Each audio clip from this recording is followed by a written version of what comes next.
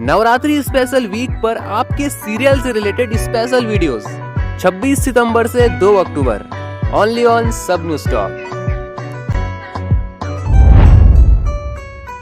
चलो यार, कुछ तो डिफरेंट देखने को मिल रहा है। पुष्पा इम्पॉसिबल में मतलब नया ट्विस्ट आ चुका है। इतने टाइम से एक ही ट्विस्ट चल रहा था, लेकिन गाइज अब यहाँ पर हद से ज्यादा हो रहा है। अब बिल्कुल भी ये चीज पसंद नहीं आ रही, किसी को भी पसंद नहीं आ रही कि बार बार वही कादम्बरी वाला जो रिपीटेटिव कंटेंट है उसी को बार बार किया जा रहा है। बार बार कादम्बरी भड़का रही है, ये कर रही है, वो कर रही है, एक ही टाइप की डिश चल रही है। जब भी गाइज पुष्पा इम्पॉसिबल से रहना कॉन्सेप्ट नहीं है। खैर, ट्विस्ट ये आया है कि अब यहाँ पर जो अश्विन है, जैसा मैंने आपको बताया था कि कोई चक्कर वक्कर नहीं चल रहा है, तो अश्विन ने यहाँ पर पुष्पा को बता दिया होगा कि कोई चक्कर वक्कर नहीं चल रहा है, ये है वो है फलाना ठिकाना। ठीक है, इसके बाद में गाइज अब अभी तक दीप्ति को ये बात पता नहीं चली है।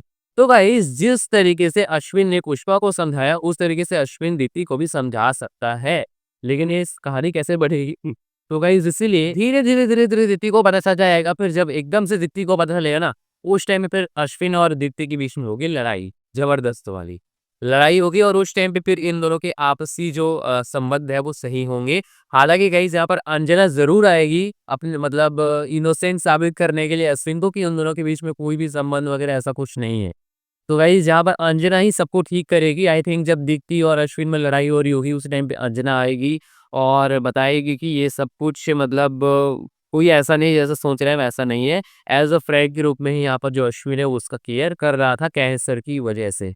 अंजना की डेथ भी हो सकती है, नहीं हो सकती ये तो मुझे नहीं पता, लेकिन जिस हिसाब से उसकी हायर सिचुएशन लग रहा है उस हिसाब से डेथ हो सकती है। लेकिन कहीं यहाँ पर कादम्बरी दीप्ति को फंसा रही है और यही इस कारण है कि जो दीप्ति है वो और ज्यादा भड़केगी। यानी कि आग में घी डालने वाला काम यहाँ पर कादम्बरी कर रही है। हाँ, ठीक।